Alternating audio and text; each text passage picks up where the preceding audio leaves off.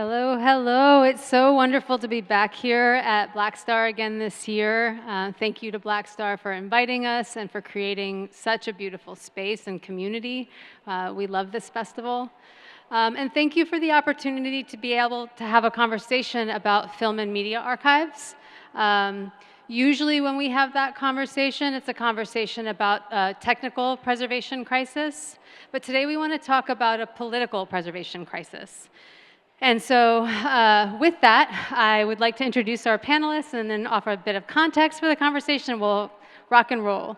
Color Congress, if you don't know, we are a membership-based organization. We have 120 members, all organizations led by and serving people of color. These 4 panelists represent 4 of our member organizations. Each organization houses a robust film and media archives.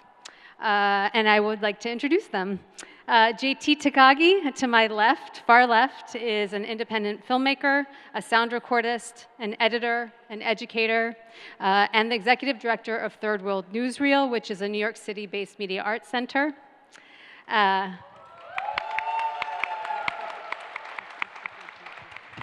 Ambreen Qureshi is a longtime champion of youth voices, helping to support programs that enable young people to make socially engaged media.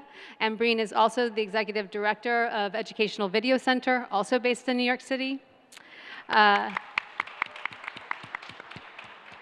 Choueiri is an interdisciplinary artist, a filmmaker, a curator, and the executive director of Arte East, which preserves, promotes, and presents arts and media programs that unpack the archives related to Southwest Asia, North Africa, and its diasporas. And Charlie Raboteau.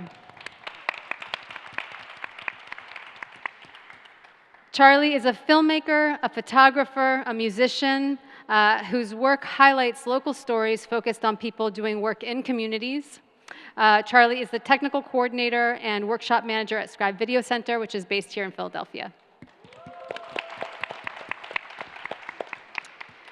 So archiving. It is the practice of preserving history and culture and memory. An archive can be composed of all kinds of different media. It can be photography, it can be film, it can be different kinds of texts, newspapers, and it can cover all kinds of different subjects. You can have a media archive about communities, specific communities, about specific individuals and their bodies of work. You can have an archive of social movements, of a moment in time, of a family. Boiled down to its roots, the practice of archiving is memory work. It points to questions about what we value, what we think is important, what histories we believe deserve to be recorded and preserved and passed down through generations. Today, the story of this nation is under attack by an administration that is aiming to erase and rewrite this nation's history. Those who control the records control the story. And that's why this administration has been targeting the Library of Congress and the National Archives from very early on in this administration. It attempted to fire Carla Hayden, which is the head librarian. It did fire the head archivist, a person who is literally responsible for preserving US historical records. It has been attempting to purge data that is inconvenient, like US climate data, histories that are inconvenient, like what they're deeming DEI histories, at a time when our access to history is being limited because of pressures on public media. But this practice of trying to erase history has a long, long history. The Mongolian Empire destroyed the Grand Library of Baghdad in the 13th century. The Spanish destroyed the Maya codices of the pre-Columbian Mayan Empire. That was in the 16th century. The British attempted and burned the Burmese Royal Library of Kings in the 19th century. It was a tactic of Nazi troops of the Third Reich throughout Europe. And it is a tactic Israel is enacting upon Palestinians and has been doing so since 1948. at a time when in Gaza today, it's facing mass starvation. Which is to say that the destruction of archives today and throughout history is a project of historical erasure. And that's because archiving and preservation work is about nation building. It's about building our collective identity and about building our collective story. And that's why in the 13th century, Timbuktu, archivists hid their most valuable manuscripts from militants. And it's why today, librarians throughout the country are hiding away really important books, cherished books. What we pass forward becomes our cultural legacy. It becomes our cultural. It becomes what shapes the future of our country. And so we wanted to lift up these voices here and say that some archives are housed in national archives or in university libraries, and others are rooted and preserved in communities by people who protect them, like these panelists. And so we wanted to start the conversation off and ask each of our panelists to share a little bit about a single film that your organization is protecting and preserving, and tell us why it's important to protect and preserve that film. And anyone can get started. Okay. So one film, I mean, there's many films because we represent a lot of artists from the region that's called Swana. And in this region, first of all, you have a lot of wars, a lot of films are destroyed, a lot of archives are destroyed, governments, either collapsed or corrupt, are not interested conveniently.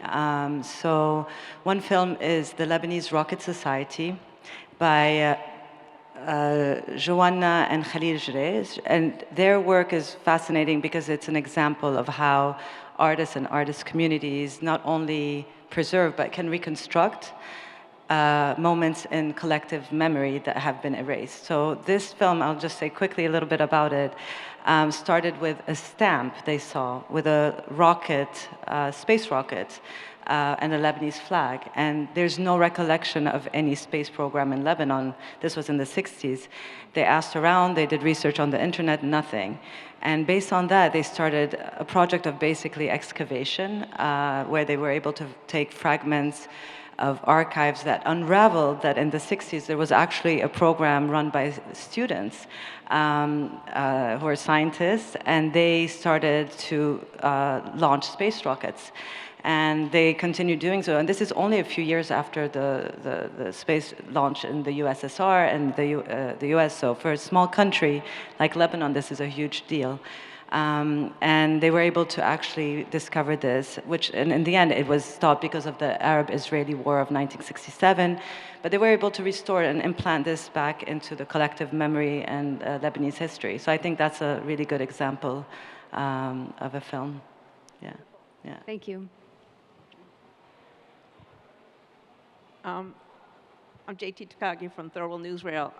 So Third World Newsreel started as Newsreel, so back in 67, 68. So there are a lot of films that we've been preserving, but one that I wanted to talk about today that's really important to us, because I think it means something for the moment and for the time we're in, is a film that we're preserving now from 1995, Litany for Survival, the life and work of Audre Lorde, who Audre herself and the film both encapsulate what we need, that art fights oppression, and that having a vision of what the future could be and how we need to all be working for it. So we feel that that film very much exemplified what all our organizations are trying to do in trying to preserve these films. That the film was made in 1995, and luckily we're part of an experiment with the Color Congress to revive archival films. And so that film is right now being preserved, and hopefully will have a new life in a theatrical run, we hope, by the end of this year.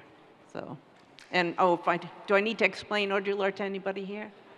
I hope not. But I want to thank BlackStar and Color Congress, though, for making this possible and for us to be able to work on this film and to be able to talk about our work.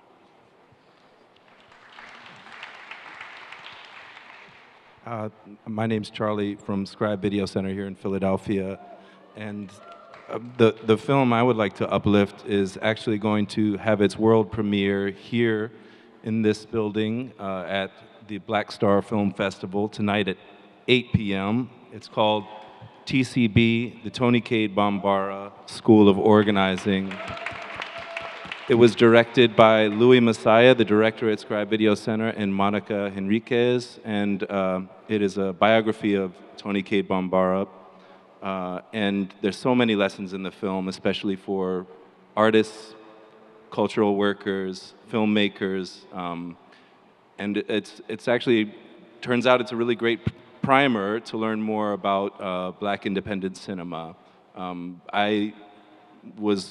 very grateful to have been able to work on some of the archival work, digitizing photo negatives in Scribe's archive that ended up in the film, and doing that just led me down so many different paths to learn about so many different people. Just by taking part in this, I think you all should check it out at 8 p.m.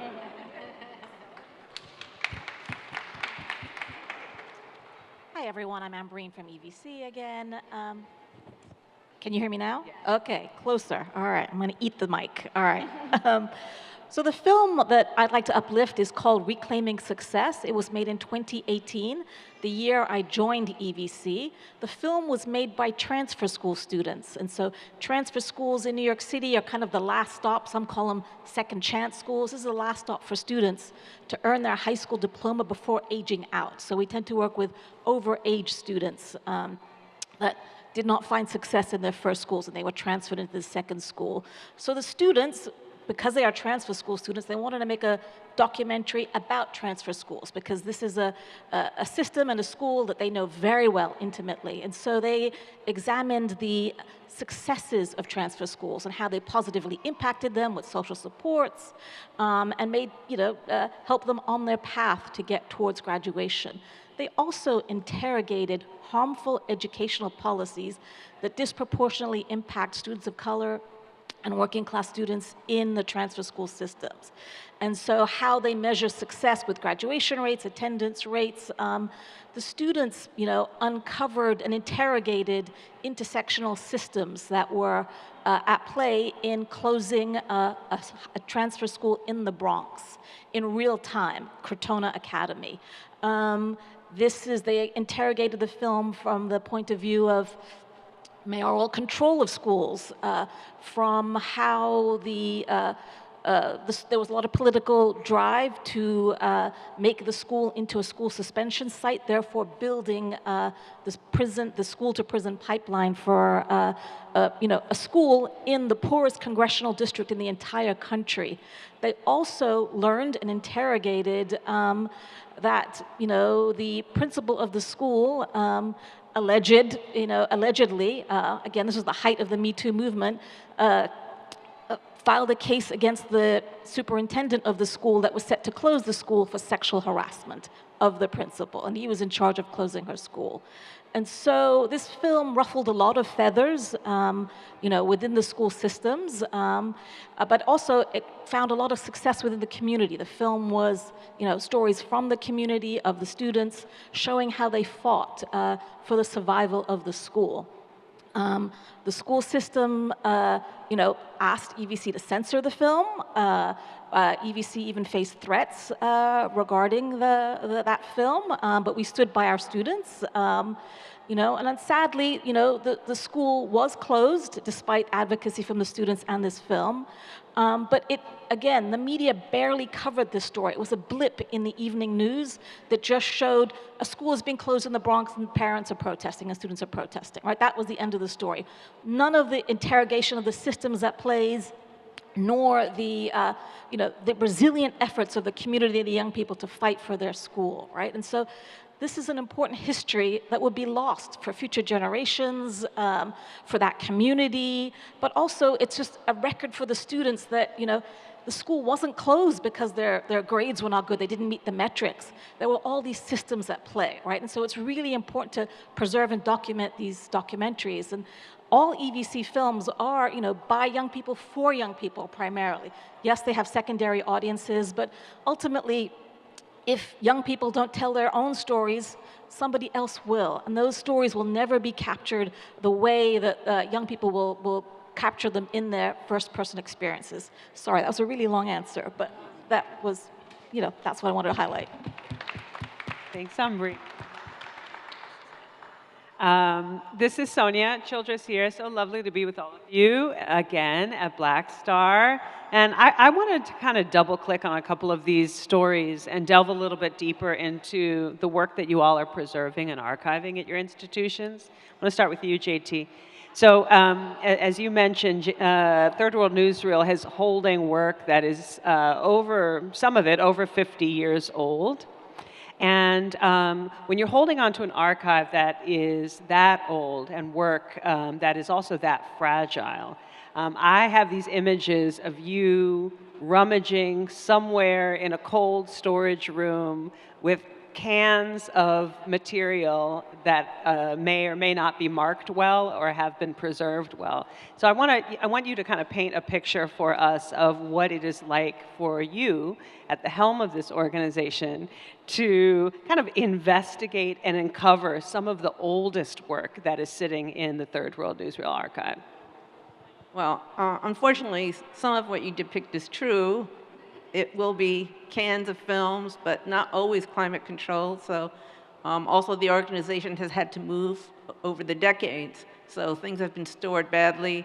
Filmmakers at the time, which is a caution to all of you, labeled things like Chinatown or Uptown or West Side.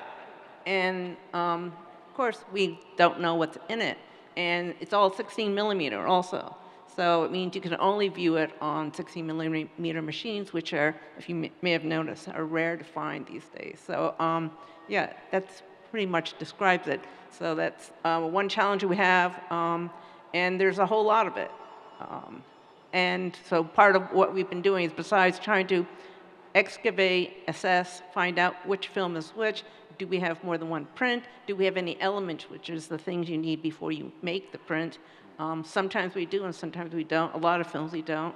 Also, in the old days, they used to sometimes shoot on what's called reversal film, which is the film, you shoot it, you develop it, and that is the positive print. And then they would just start splicing it. So that becomes the final project, which means the final project has a lot of scratches, people's fingerprints, and things like that. But that might be the only document left. So yeah, those are the kinds of things. I will say, it's the challenge thing. Yeah. So part of it is doing all that. No one, up till recently, has been very interested in helping to fund something like that, and finding a home that would be safe for it. We thought we were on the road to that. Then, as all these things happen, we're finding, of course, universities are no longer a safe place to necessarily put your things. So we're having to reconsider what does it mean to have a safe archive. I would say on the other side of this, despite these challenges, we were looking for a film we had that was called Revolution Until Victory, We Are the Palestinian People, which we knew the organization had made, but we couldn't find a print of it. We found a can, of course, that said Palestine. We thought, oh, maybe that's it. So we digitized it and then found, oh, it's actually someone else's film. Palestine Vankra, Palestine Will Win. And that filmmaker had made it in 1969 and thought it was lost.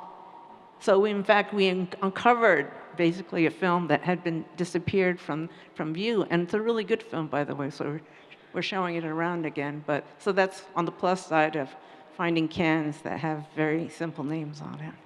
And JT, what are your primary needs right now? It is finding resourcing to be able to preserve the work, or finding a new physical home for the work?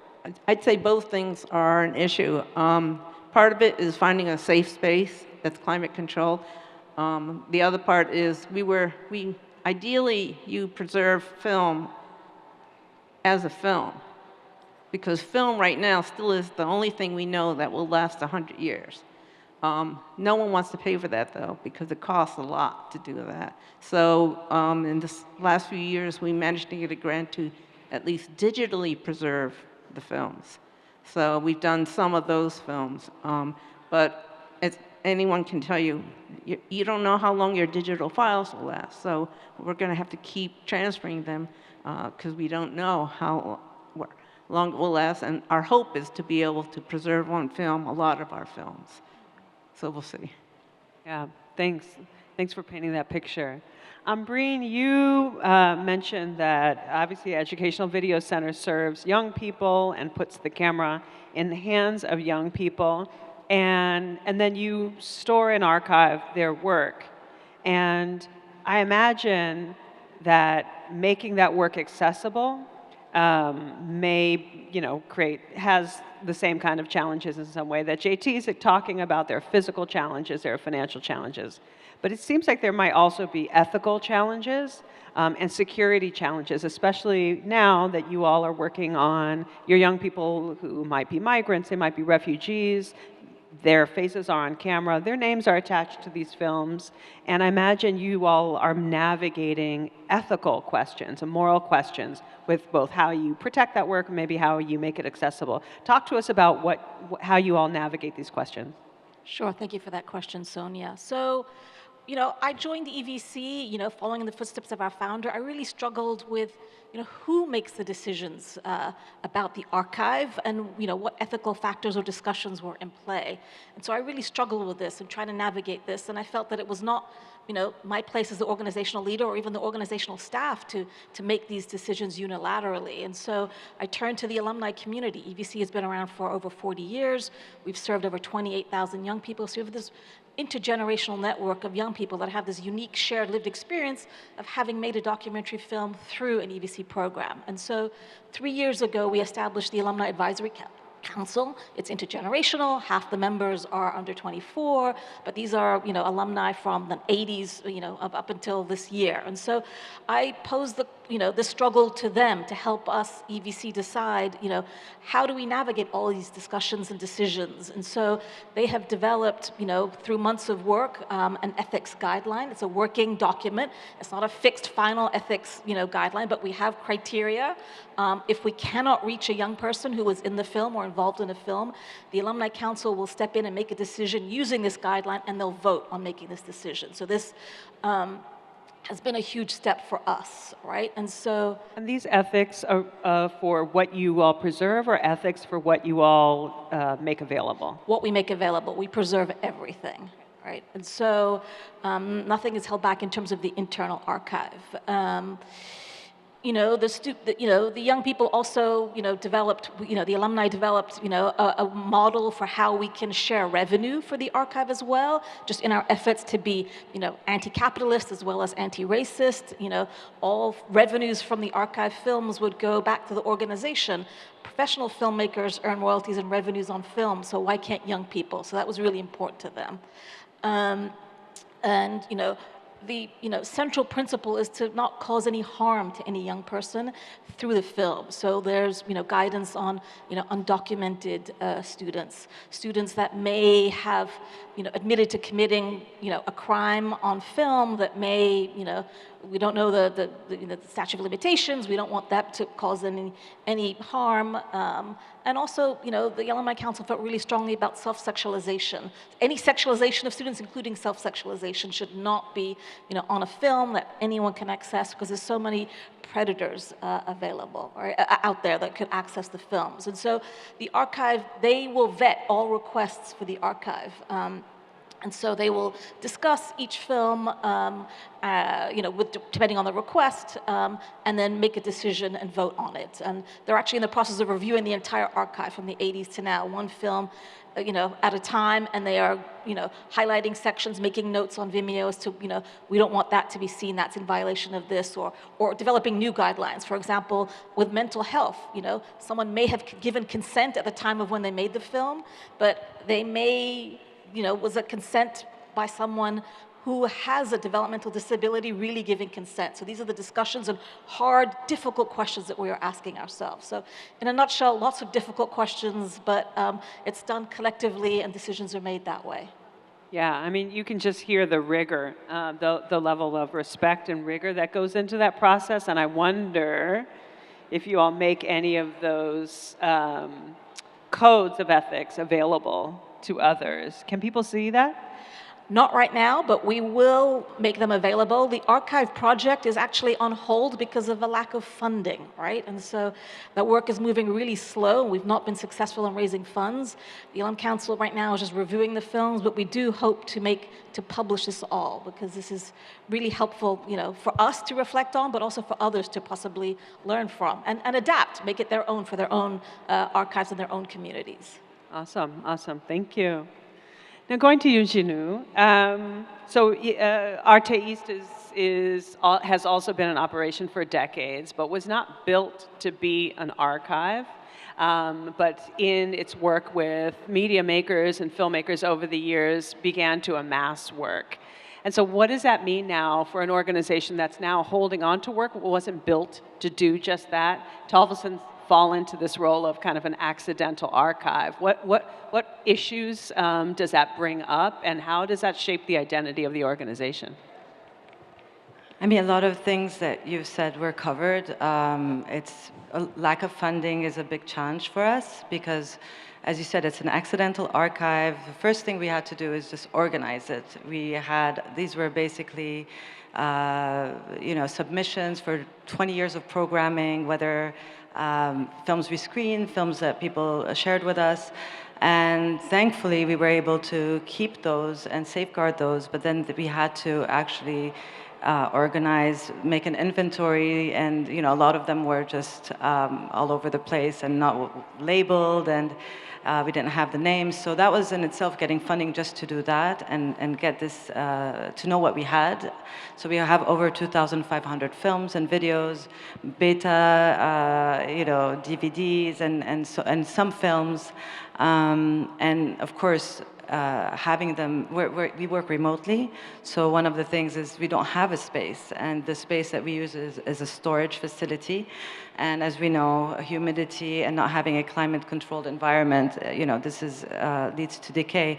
So we've been trying to get funding. It's very competitive. It's really something that doesn't come easily. So we're trying to figure out how to nest this collection with a partner institution that has the facilities, that has the resources, that already has, the kind of space to not only nest this, but to make it accessible eventually to the public. So we're in talks with different institutions. It's very bureaucratic. It takes a long time, a lot of back and forth. So this has been an ongoing process before I even started working as executive director, and I'm continuing in this footsteps here. So we're still not there, but we continue. It's something we all see the importance and the need to find the home for these works. So that's where we are right now. Yeah. Thanks. Yeah. And lastly, Charlie, Scribe Video Center, beloved institution here in Philly, is an organization that supports participatory media making, right? And then, so to be an archive that is holding work that was made in a participatory way, there's a level of ownership that is shared. I imagine that also raises unique questions of access and ethics around how that work is seen, how that work is preserved, how that work, or revenue, if there is any revenue from the viewing of that work, gets shared. So talk to us about what's unique about holding an archive of participatory media and what that signals, I think, for other archives, and what lessons you all are learning about that. Yeah, thank you. Sonya, so Scribe is primarily, a learning institution and a place where people come to learn the tools to make films that are useful for them individually, for their community groups. And I think a lot of the difficulty, from what I see in terms of figuring that out, is maintaining relationships between the parties, between Scribe and the community groups. If we're working on a piece in like a program like Precious Places, making sure that we're all on the same page in terms of what the use case of the film is, and that after it's done, that the piece is being useful to the group. So that's, you know, a question we need to ask and continue to ask after the work is complete. And yeah, it's also tough because we're not only housing the completed films, but also all the camera originals, the contracts, the releases, the contact information for all the people involved. And one thing I think that we're trying to do better at is sharing and informing information about archival practices with everybody who is involved in the process. So, you know, having workshops on archival practice.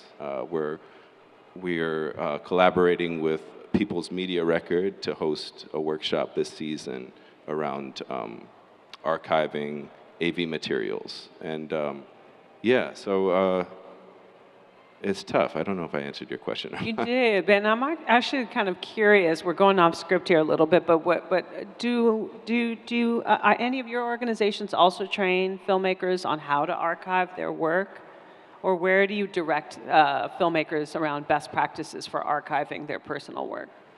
I know we have some papers on everyone's chairs that have some of those resources, but I'm curious if anyone wants to lift up any resources for filmmakers in the crowd.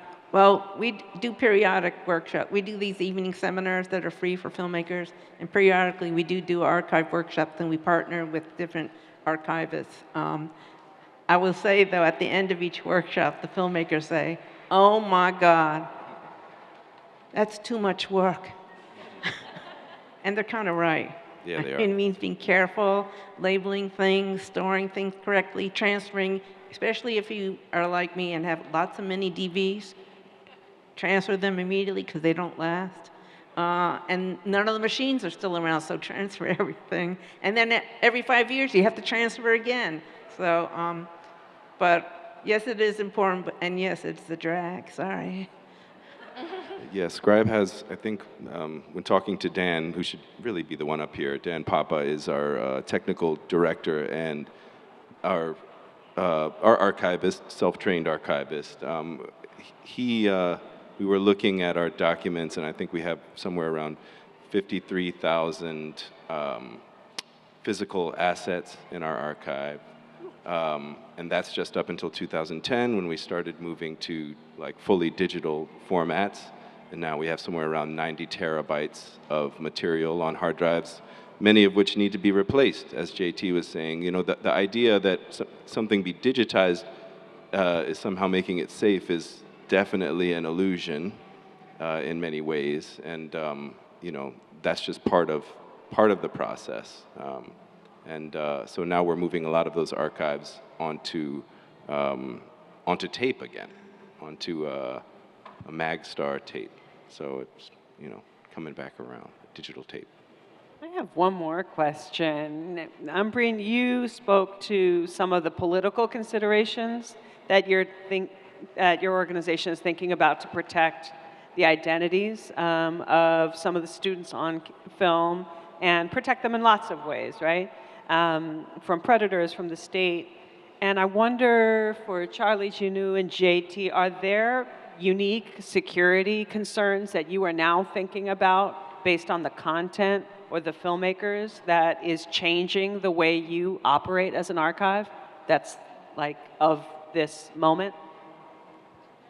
In our case, mostly it's in where do we actually find a safe house.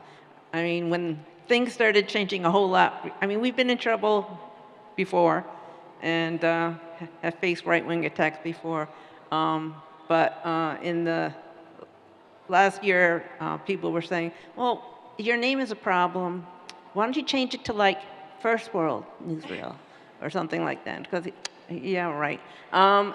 And the thing is, this is who we are, so we don't have any choice, you know? And so we have to fight, which is what all of us have to do, right? Because everyone in this room is a target right now and has been a target. And what do? We fight and we survive and we make our art, and we have to archive it because if we don't save it, no one else will, and no one will know our story. So it's sort of no choice. I mean, you know, some of the remaining copies that we have from some filmmakers, I'd say from Syria, who were censored in Syria, are in our hands. And so it makes me think about that now we could be targeted, so we have to have another home. So it feels like it's like something that's keeps moving. And I don't know where we stand and how dangerous it is. It's very hard to say how far all of this will go and how deep it will go into our archive. But it definitely affects, you know, how we want to protect this, in which hands they will be, who's going to host it, if it's accessible, who can have access to it, and if it's going to be a problem, really. So these are questions we're still grappling with. I don't think we have an answer yet.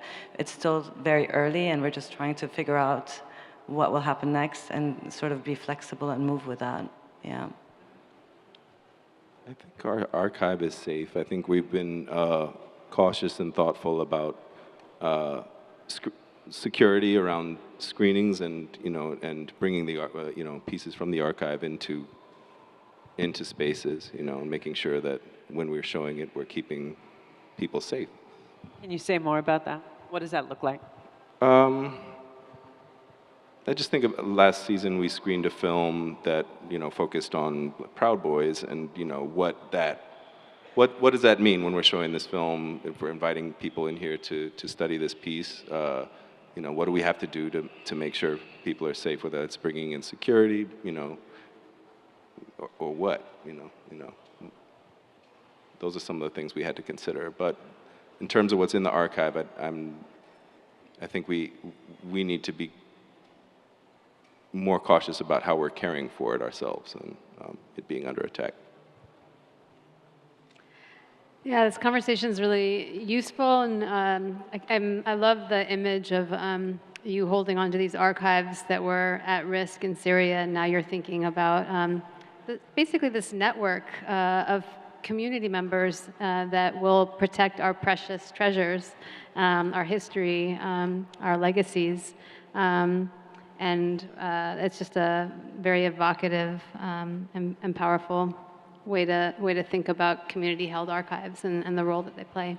We wanted to ask if you all had questions of our panelists and or comments, things that are kind of coming up for you as you reflect on this conversation. I know we have some archivists in the audience, so happy to open the floor. Yes? Wait. Let's hold. There's a mic coming your way. Hi, thank you. If there are 3 things you could tell filmmakers they should do right now to help in the archival process, what is 3 things you would say to us to help us get on the right track? Label everything. Put the name, the date, who was in it, even though it's the 5th tape of the day and you're really tired. Just do that. And if it's a file, also have all the data in it, and make sure you have the metadata for when, where, and it might be a separate Word document or something, but you have to have some way to be able to keep track. So that's one. Back it up. Have more than one copy of everything, and hopefully in more than one place. Explore non-cloud-based storage for your archives. Things on the cloud are vulnerable to being disappeared, but also, the Gulf of Mexico disappeared, right? So, but also, the cloud is also really vulnerable because these big tech corporations are using facial recognition and digital surveillance. The back end of our archive is based on AWS, Amazon, so they're in the business of surveillance and policing, and so you may think you're keeping your archive safe, but big tech is watching. Do you have recommendations for alternatives? Right now, I've just heard about a platform that's non-cloud-based called Digital Bedrock. I don't understand how that technology works, but that's something that we are going to look further into. And in the meantime, I think I'm just going to put it on Proton, encrypt it, and just, not have it on, even on Vimeo. It's not really safe. Vimeo settled a case out of court a couple of years ago for facial recognition violation of some laws, right? So, but Digital Bedrock, that's where I'm researching next. For me, it would be stored in different places. You know, one of the things that happened to a lot of people in Lebanon, for example, during the war, is that they've lost their only original copies because of, you know, a bomb falling. So that's the first thing I would think of. Thanks for the question. Other questions that are coming up for you, or comments, offerings for the room and the space? Monica. I love thinking about how to kind of archive and retain the physical or digital media. But I think with the example of the Palestinian film that was recovered, that was lost, all of the films made really in the last 10, 20, 30, 40 years, that when the initial rights expire and you maybe only have a digital copy or a few physical copies, where is that library of all our independent work, like the canon we've been building for the last few decades? And I just think, like, I don't think of a space of where we're retaining like the incredible work. And how do you all start to think about, I love the place-based, where folks are like in a specific area for those media makers, but I'm wondering how we're thinking about like actually, there's a deep catalog of work that I don't know where folks can really access it because it's so siloed or lost in a canister or on a file or on a drive. Well, I might make a plug for all of the Color Congress member organizations are sitting on, in some cases, decades of work that they've been supporting. And so it is disaggregated, but in many ways, that's probably a good thing. But there is this beautiful, huge, and robust network of organizations that have been shepherding and supporting filmmakers and their works for a long time. So that might be a place to start to think about what a people's archive or a collective archive might look like. We've been thinking about Color Congress, given 120 POC-led and serving documentary orgs across the country and the U.S. islands.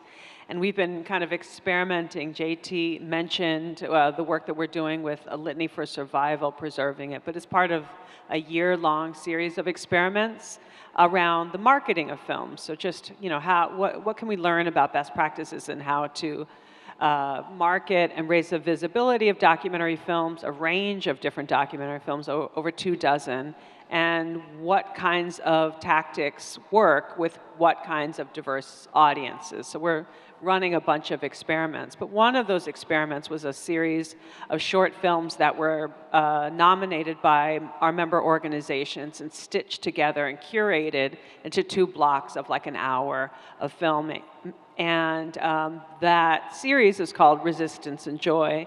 And these blocks of films were moved around our membership. Basically, we made those blocks of films available for any of our member organizations that are exhibitors that have a brick and mortar space, a theater, a virtual, a digital kind of screening series. And just said, do you want to run these films?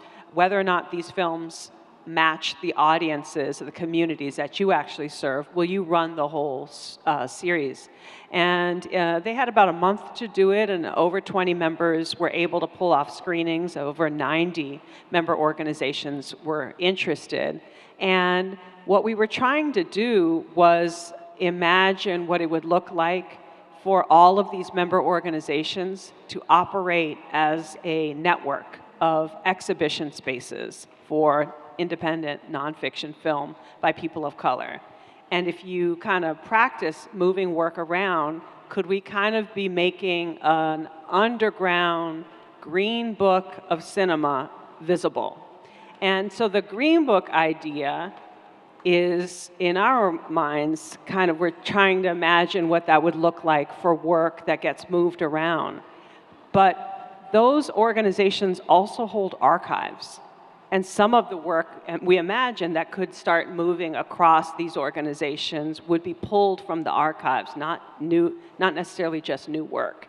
And if you think about the funding precarity in this moment, with federal funding for nonfiction going away, philanthropic funding being really uber competitive right now, it's going to be tough to make and fund new work in the coming year or two until we figure out some new solutions. So we're going to be leaning on the archives for a minute. And so how we think about organizations that can start to show this work and share this work, even if it isn't sitting in your archive, will you show it to your community? Will you move that film around? It's something we're kind of excited about and trying to dream up.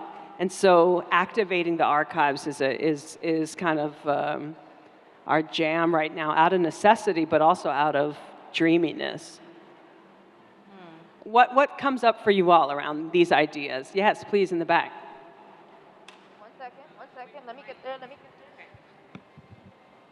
Well, first of all, I always like to say to archivists and librarians, thank you for your service. You all are truly on the front lines of saving the world right now. I mean, have been. I've been thinking now a lot, for many reasons, about the feasibility and need process of sort of not necessarily returning, but at least sharing raw footage with participants, like, down the line or with descendants. A whole can of worms in terms of logistics and just even some ethical issues, right? What have you. But I'm just wondering, is that a conversation, how we put the material back in the hands of, or at least accessible to people who, maybe saw the slice that was in your film, but there's like so much value in being able to see themselves or a parent or an ancestor or a community member from like 2 decades ago, what have you. So just want to bring that up. Great question from Alkia Lydia, a huge force in the world of archiving our stories. Scribe has got the opportunity through the pandemic to think more about using camera originals and the archive, really turned to the archive during the pandemic when a lot of our programming kind of ground to a halt, and started developing new programming and new ways to explore the archive and share it with community. One thing that comes to mind is a program called Archival Revival, where Louis Messiah and Dallas Austin worked together to kind of take camera originals and turn them into radio programming, long-form interviews from different projects over the years, and that was a way that they were able to produce new work, kind of give new context to stories that had been shared in film, but kind of broaden the conversation and invite the community into learning more about these characters, these people, and their stories. So I think it's a wonderful suggestion and a wonderful way to activate archives, to find ways to share the camera originals, the long form interviews, and the context for the films that are produced. A little different, but talking about activation of archive. So we have films, so it's a bit different, but we don't have the rights to those films because, as we said, it was an accidental archive. So one of the things that we do to share it and make it accessible to the public is that we invite curators, and we have monthly programs. The curators research this database, and based on that, they develop a program bringing in contemporary voices, so then they bring it into context with current issues. And in this way, we show for 10 days on our online platform and also in person in New York, some of these films. And that's a way that we've overcome the sort of challenge of not really being able to access all of this archive. So we do it in increments monthly through these programs. So that's one way.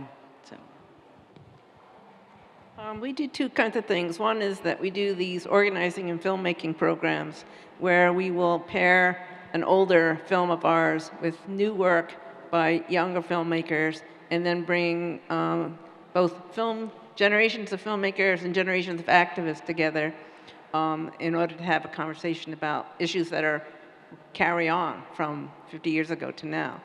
So that's one thing that we do. The other thing is that most of our material is in 16 millimeter. So very hard to look at outtakes of 16. And so we made a small investment in a machine that's supposed to arrive shortly called a kinograph that will allow us very cheaply to transfer from 16 millimeter to digital. And we hope in that way we'll be able to see what we have, and other people will be able to see as well what was not, which material that did not make it into the films, but I'm sure is still really important. So. We are archiving all raw footage along with the finished films. We haven't done any programming with it yet, but the goal is to do that down the road. But we do archive and save it. We have time for maybe one more question, Ryan. Hello. I have two questions. One's really quick and just, I remember having a friend who in college wanted to go into film archiving. She ended up going into something else because she couldn't find enough opportunities. And so I'm wondering, like, how do people get into film archiving? Like, you know, you don't really hear that as much, especially like, I feel like millennials and younger coming up.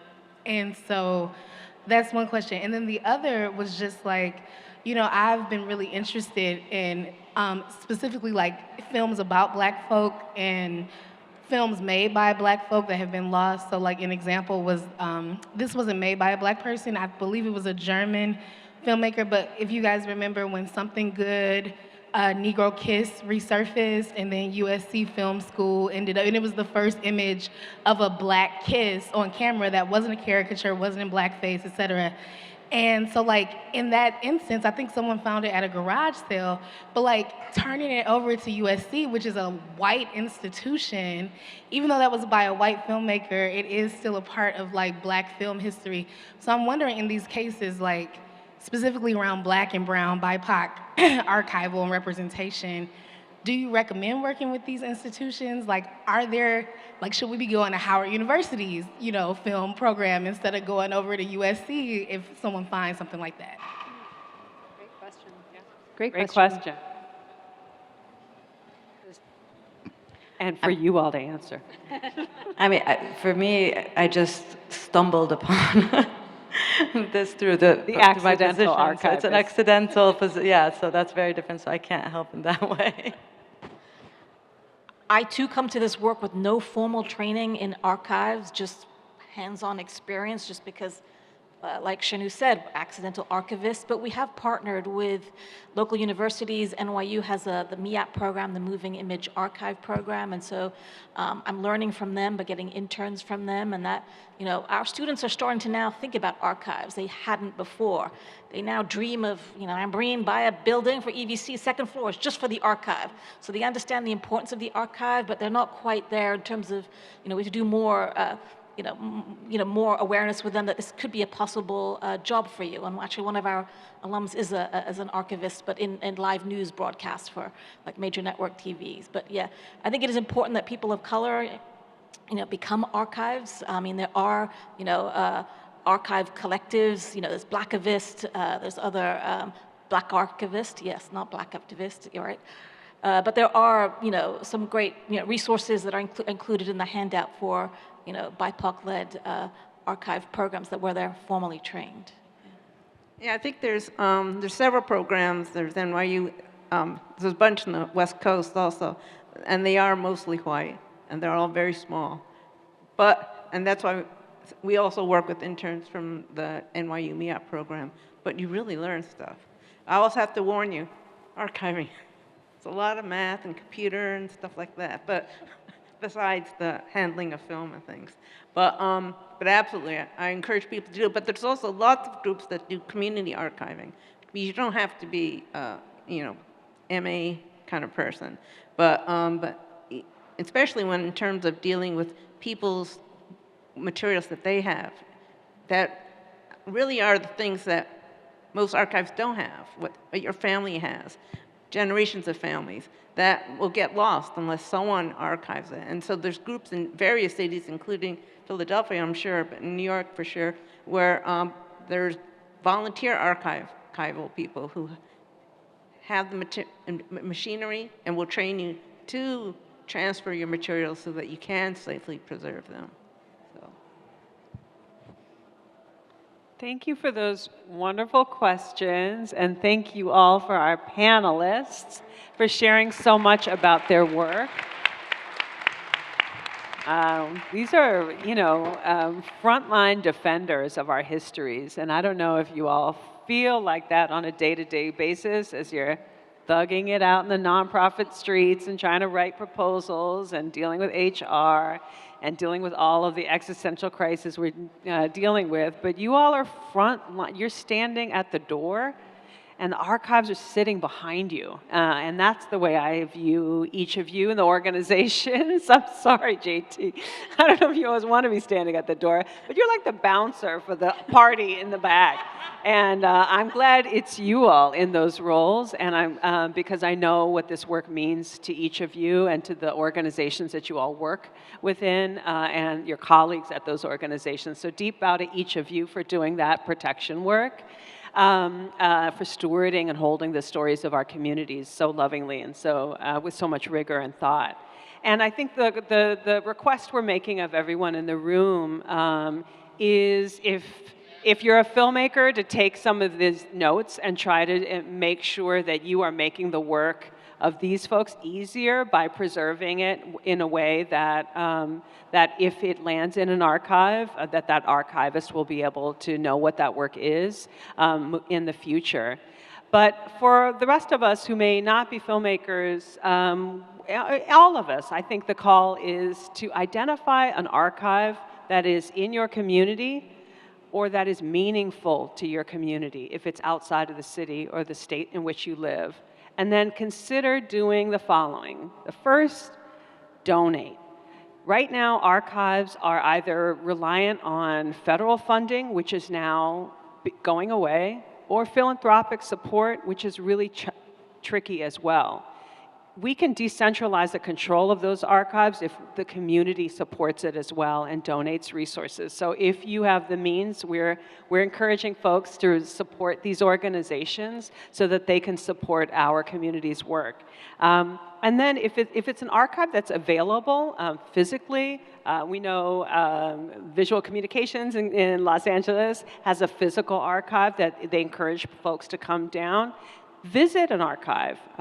Look at the material if you can. Make yourself available. Ask if there's an opportunity to volunteer and support them in some kind of way. So make yourself physically available if you can't donate. If you're a filmmaker, learn about best practices and standards and practices with archiving your own materials and the metadata, and think about how to preserve your material in a way that is secure from this current moment we're in. And then use your voice. We're asking folks to consider speaking out. When libraries and public universities are defunded, that's an attack on the archive. And that attack should not go unanswered. When we see that work is being censored at museums that are federally funded, or the archives, that's an attack that shouldn't go unanswered. And our answer can be lots of ways. We can be very vocal, or we can work with archives that are doing the quiet work of protecting that work. But I think this is a call to action, is to think about what these archives are holding and that it's all of our responsibility to do something to protect it and support the people who do that work. So that is our closing word for you all, and thank you all for being here today, for the work that you do. Thank you, Color Congress, for tying the threads of these archives together as well. And thank you to BlackStar. Thank you. Thank you. Thank you to BlackStar. Don't forget to look at those handouts. It's got tons of resources on them.